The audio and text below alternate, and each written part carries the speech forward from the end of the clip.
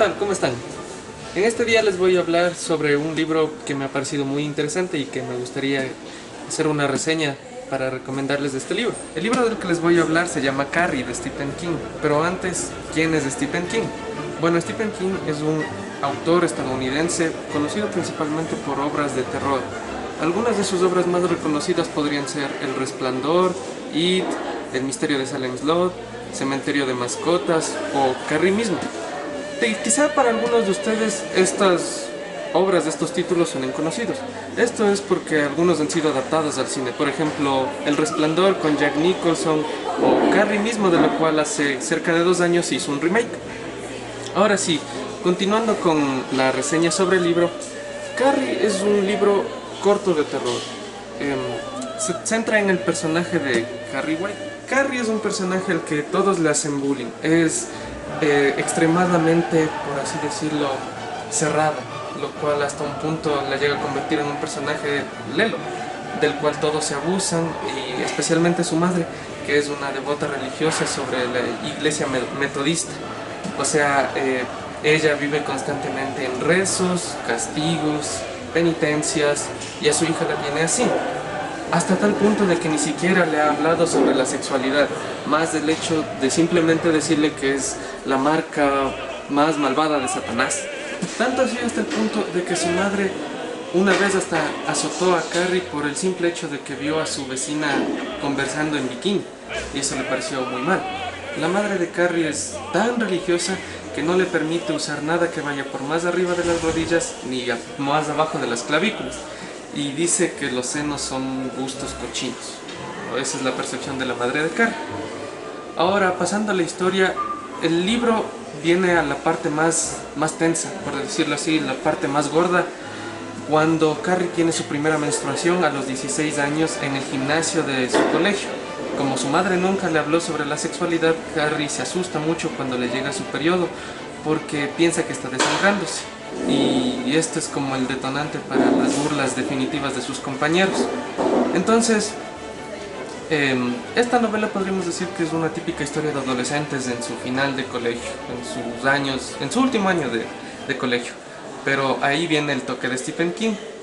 Sucede que Carrie tiene poderes telequinéticos y que va aprendiendo a usar con el paso de las hojas de los capítulos. Stephen King nos cuenta esta obra por medio de relatos, mejor dicho, como si hubiera sido una obra real, por extractos de revistas de lo que sucedió tras el caso de Carrie, para darle un toque de realismo quizás. Y esto me parece muy bien porque en las obras antiguas los autores les hacían parecer como que eran libros o diarios o cartas encontradas para hacer creer a la gente que en realidad habían sucedido.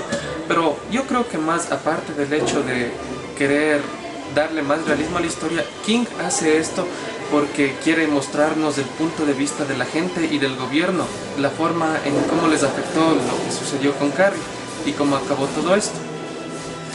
La historia, va sobre Carrie que arrasa con todo un pueblo. Y esto no es hacerles spoiler, no es contarles nada que no esté en la historia, porque eso lo ven simplemente al leer la contraportada del libro. Y desde un primer momento, desde que inicia la historia, el lector sabe que algo malo va a pasar al final. Ahora, ¿este libro tiene problemas? Por supuesto que tiene problemas como otros libros. Por ejemplo, sus personajes son muy sencillos, son muy simplones, por así decir. Hay personajes que son buenos, personajes que son malos y los neutrales. Ninguno está marcado por pensamientos grises.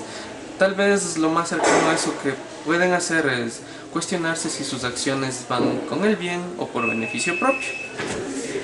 Bueno, hay personajes que son buenos desde el principio y se vuelven malos.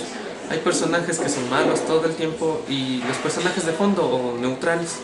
Carrie, sin embargo, es un manojo de temores e inseguridades que simplemente va de un lado para el otro, hasta que se da cuenta que puede hacer que los demás vayan de un lado para el otro, literalmente debido a sus poderes telequinéticos.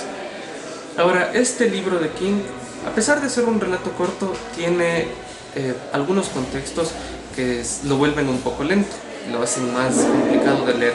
Y King también tiene una forma un poco confusa de transmitir mensajes a la gente, lo cual Creo que es hecho a propósito para dejar al lector un poco confundido sobre la historia.